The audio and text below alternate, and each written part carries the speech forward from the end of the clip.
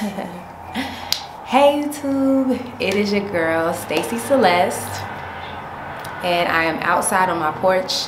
So right now there are some birds chirping, and then there are also some cars in the background. So I'm going to apologize in advance for the background noise.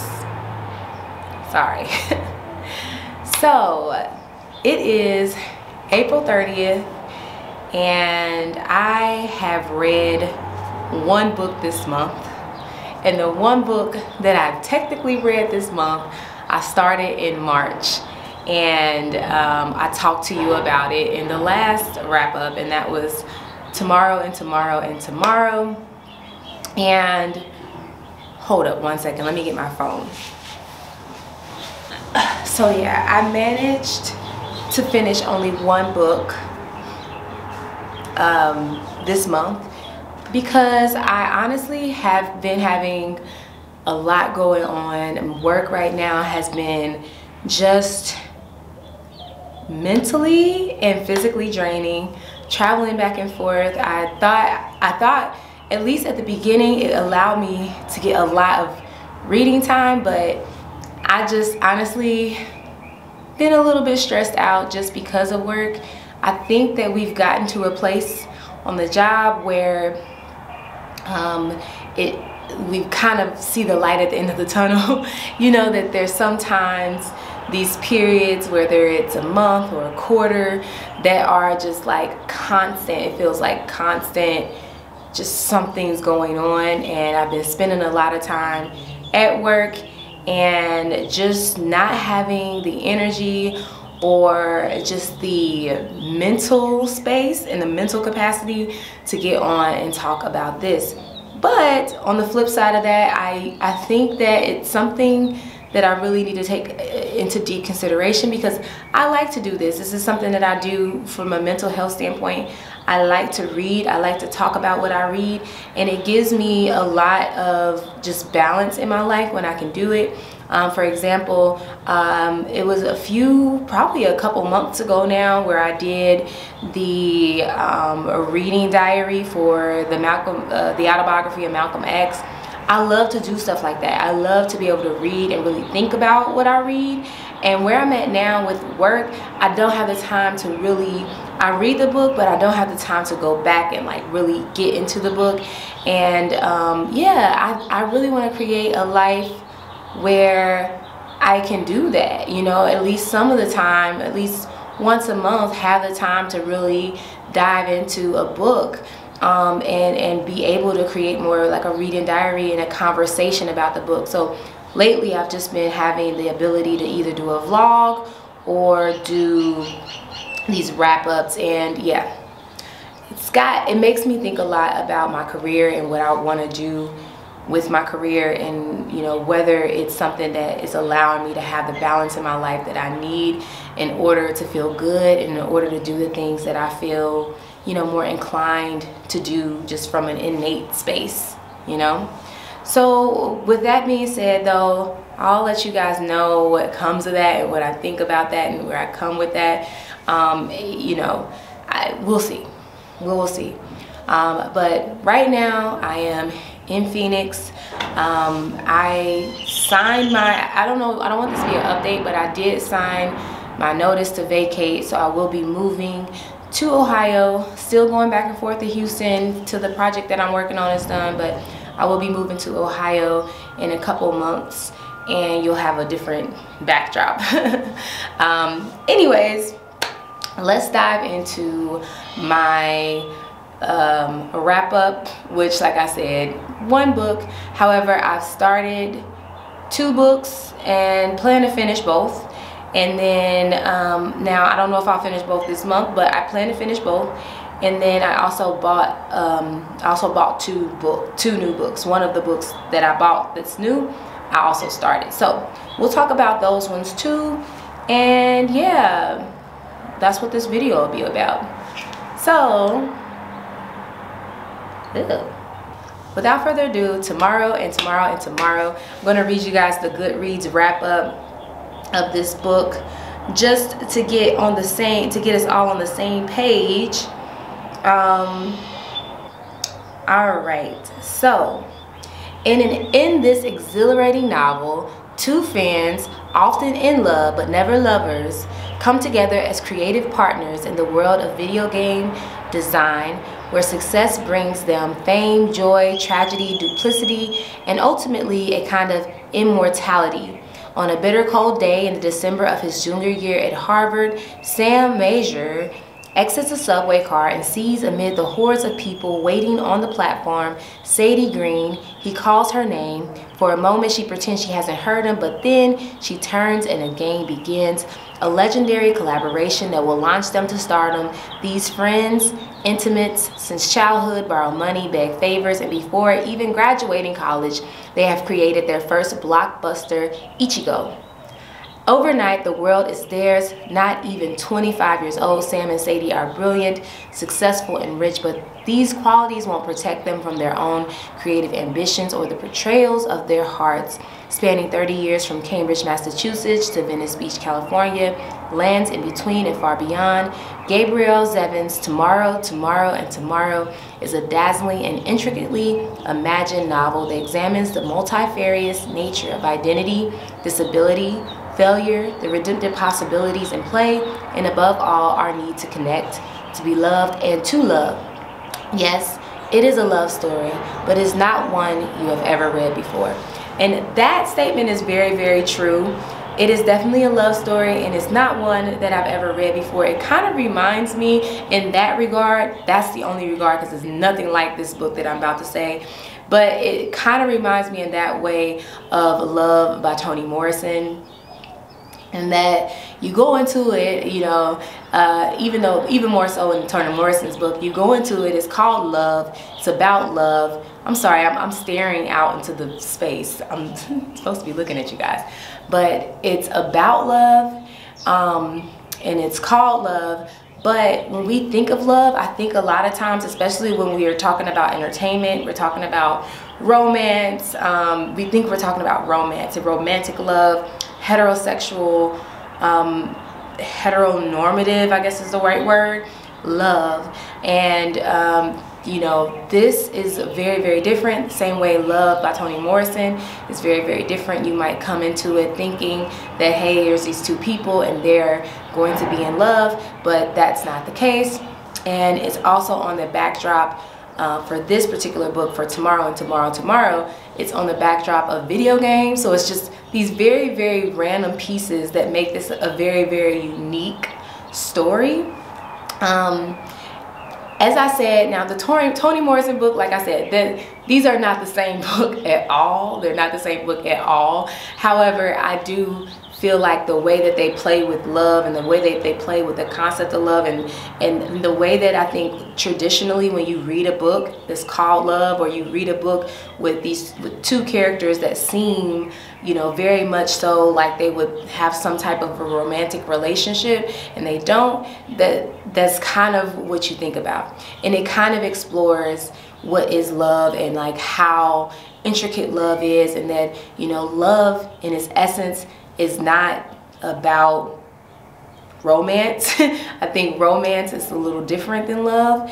Love is a little bit more deeper, and it's more, like I said, more intricate, and you see that in the relationships of the characters in both of those books, and that's what kind of brings that parallel there. But it stops right there, okay? So with all that blabbing, what did I think of this book?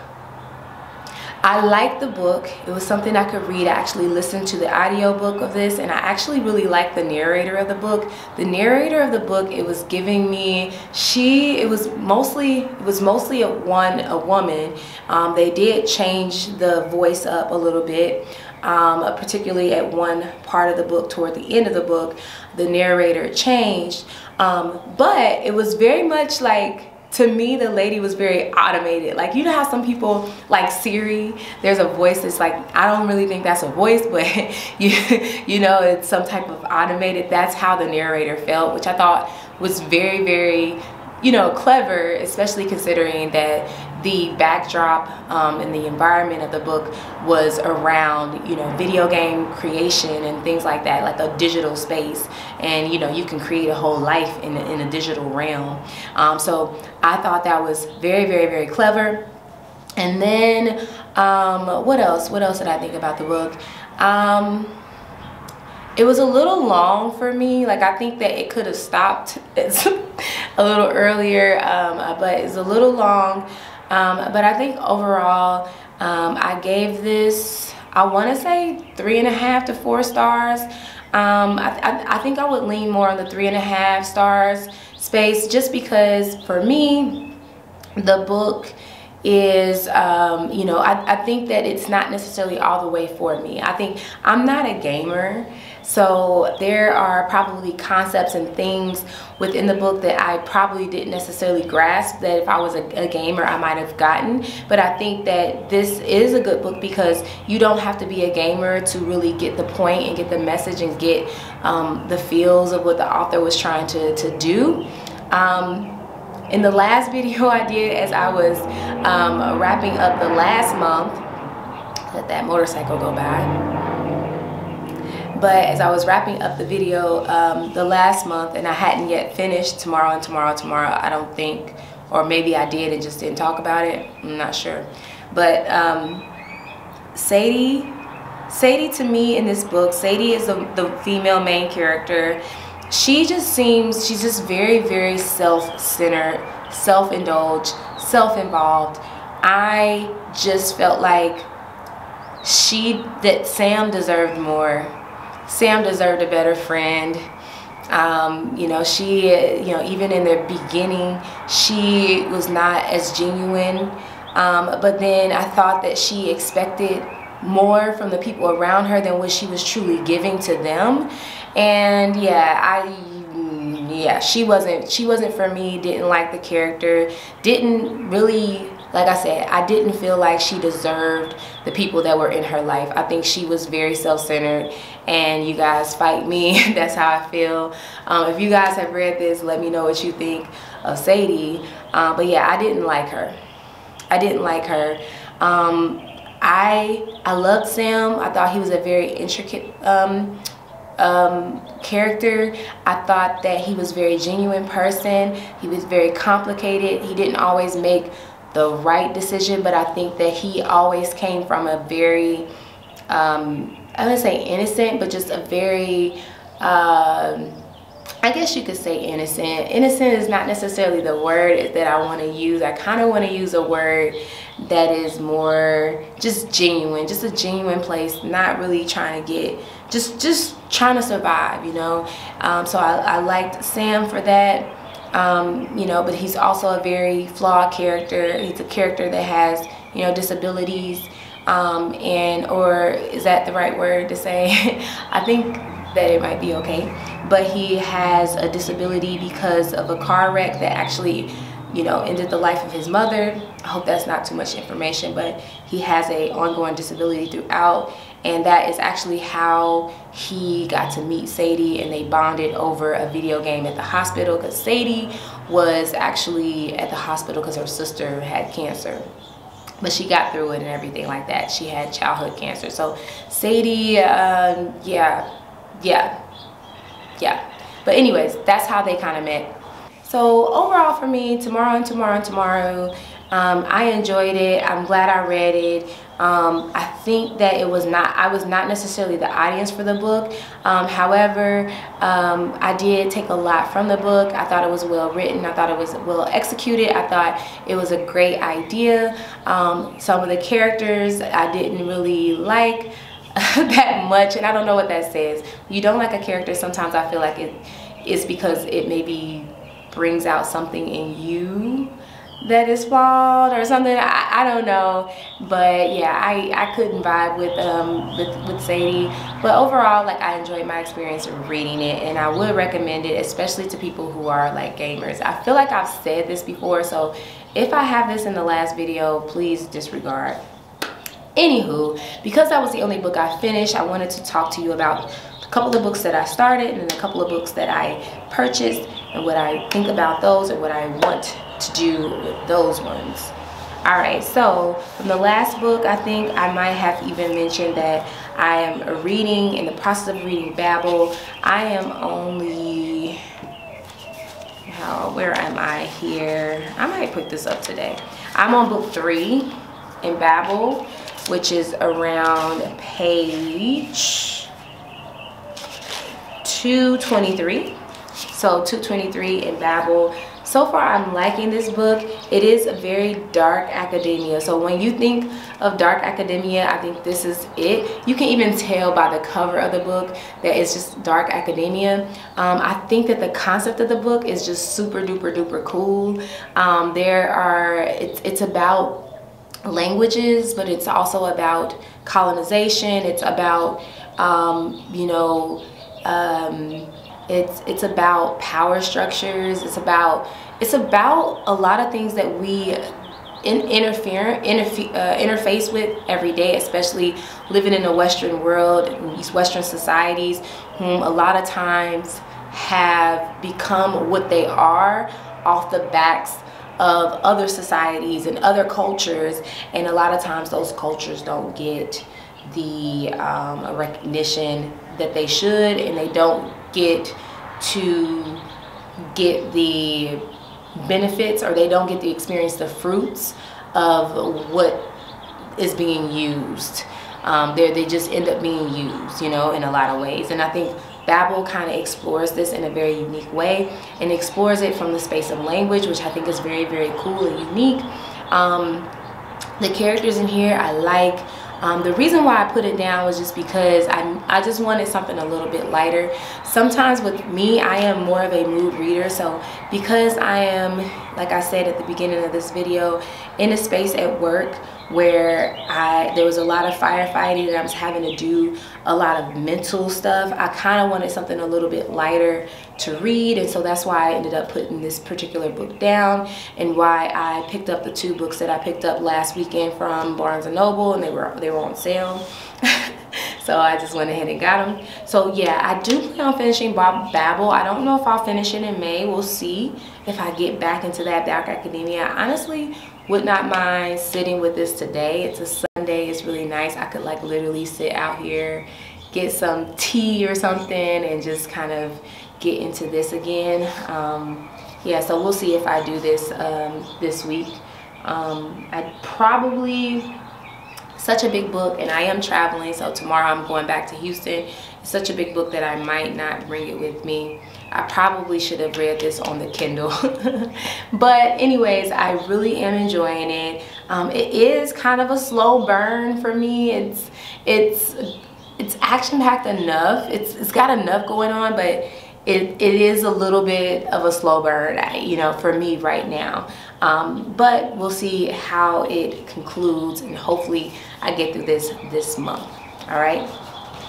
So one of the 2 books that I purchased from Barnes & Noble that actually also started is this book. This is on Reese Witherspoon's book club book, and y'all, I am only, I just lost my place. Lord have mercy. Okay. We just have to go right here. Lord have mercy.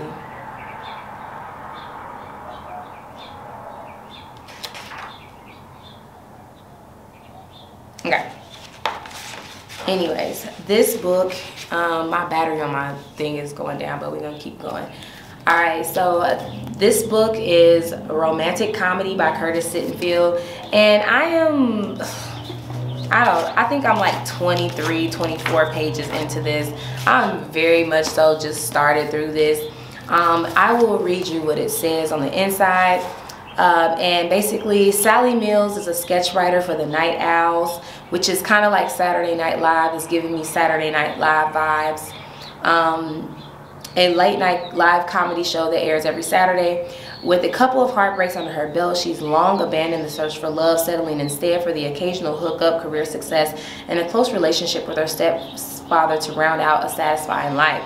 But when Sally's friend and fellow writer Danny Horst begins dating Annabelle, a glamorous actress who guest hosted the show, he joins the not-so-exclusive group of talented but average-looking and even dorky men at the show and in society at large who've gotten romantically involved with incredibly beautiful and accomplished women. Sally channels her annoyance into a sketch called The Danny Horst Rule, poking fun at this phenomenon while underscoring how unlikely it is that the reverse would ever happen for a woman. Enter Noah Brewster, a pop music sensation with a reputation for dating models, who signed on as both host and musical guest for the week's show. Dazzled by his charms, Sally hits it off with Noah instantly, and as they collaborate on one sketch after another, she begins to wonder if there might actually be sparks flying. But this isn't a romantic comedy, it's real life. And in real life, someone like him would never date someone like her, right? With her keen observations and trademark ability to bring complex women to life on the page, Curtis Sittenfeld explores the neurosis inducing the heart-fluttering wonder of love while slyly dissecting the social rituals of romance and gender relations in the modern age. And Curtis Sittenfeld, she wrote another book. She wrote Rodham, which is a book about Hillary Rodham Clinton, and it goes into what would happen if Hillary never met Bill Clinton. What would happen? Because, you know, we know Hillary had a very, you know, she went to law school and she was, you know, very accomplished without him. What would have happened? And this is Curtis. I always thought she was a man because I always figured she was a man because from, you know, I hadn't seen her picture. But anyways, so far, I don't know if this book is for me. I am reading it and I'm just like, this is giving suburban white woman vibes. It's just not giving something that is for me. And one of the reasons, there was a part in this book and she talked about I think it's Henrietta. She's one of the black people that also, the black women that works on the show, and she said something about how they get Botox and they're like in their 30s and she said they're beautiful, but they get Botox and stuff like that, but then they work on a sketch, and in the sketch that the black woman is on is like, black don't crack. And so I felt like it was like a little bit of trying to sit here and say, we know black don't crack compared to, let's be honest. And we know that, you know, we know people have Botox, and we know people do stuff like that to enhance their face, especially when they're on TV and stuff like that. We understand that, we know that. But don't try to sit here and make it seem like black is cracking. Like, I don't know, it just kind of, it gave like a little underhand deal of like, yeah, people always say black don't crack, but they be doing all kind of, it gave me that idea, like this woman is trying to say, you know, she's trying to come for us. I don't know, I got that vibe when I read that. I was like, listen, my mama, my grandma, they ain't never done no Botox and nothing. Like, don't sit up here and try to act like we be getting Botox and things like that. Don't do that. Don't do that. It kind of reminds me of Marlon Wayans. He was on, I think it was Jimmy Kimmel more recently, and he was like, you know, I guess Jimmy Kimmel was complimenting because he's 50, and he was like, you know, I'm black 50. So black 50 means, you know, my face is 25, my looks is 25, but my prostate is 82. He said that. He said that was a joke that he said. But I don't know, that kind of rubbed me the wrong way a little bit. I'm like, what is she doing? And another part of it is that it's giving this, you know, first of all, beauty is in the eye of the beholder. And, you know, if you're going to have me be feeling sorry for you about not being pretty, and like, you know, it's giving me just like, woe is me, I'm not pretty, they're not gonna like me. I'm gonna keep reading it because it's not that long. I'm gonna keep reading it. I might even read it. I might go to the pool today if I can get, I have to do so many things today, but it's early, it's only 8:40, so I need to do my laundry, I need to clean my hair, I need to work out, I need to pack. But if I can get to the pool and read this might be something I can read today and give you, you know, next month give you a little intel. However, I don't know, it rubbed me the wrong way early, but I'm going to finish it. I'm going to finish it. Anyways, the other book that I have, and I'm actually very, very excited about, because I think I'm really, really going to like this book because it just gives up my alley. And I got it also from Barnes & Noble because it was on sale as well. And I think I saw someone else talking about this book, but it's called The Town in Babylon, and it's by Alejandro Varela. And it has some really good, you know, blurbs on the back of it. I'll read you the synopsis here real quick. When his father falls ill, Andreas, a professor of public health, returns home, reevaluating a rocky marriage in the wake of his husband's infidelity, and with little else to do, he decides to attend his 20-year high school reunion, where he encounters the long-lost friends of his youth. Jeremy, Andreas' first love, is now married with 2 children after having been incarcerated and recovering from addiction. Paul, whom Andreas has long suspected of having killed a man in a homophobic attack, is now an evangelical minister and father of 5. And Simone, Andreas' best friend, is in a psychiatric institution following a diagnosis of schizophrenia. During this brief, something's going. Somebody's thinking. Like a dog or something? I don't know. During this brief visit home, Andreas confronts these relationships, the death of his brother, and the many sacrifices their parents made to offer them a better life. A novel about the essential nature of community and maintaining one's own health, The Town of Babylon is an intimate portrait of queer, racial, and class identity, a call to reevaluate the ties of societal bonds and the systems in which they are forged. The Town of Babel makes the debut of a major talent. Valera's marvelous achievement reminds me of the world. Valera's marvelous achievement reminds me of the world of John Updike's Rabbit Run and The Deeply Troubled America and Philip Roth's American Pastoral. Jamie Manrique. Latin Moon in Manhattan. Those all sound kind of good. But anyways, this book is one that I am actually really looking forward to. I will probably pick this up in the next couple weeks or so. And yeah, my battery is actually about to die, which is actually a good timing. Thank you guys for staying with me, and I will see you guys in the next video. And remember, a reading slump is a reading slump. That's what I kind of been in this month. It's okay. We read one book. We'll have different months, so don't be down on yourself if you don't read a bunch as much as you think you want to read. So anyways, thank you guys, and peace out. Till the next time. Bye guys.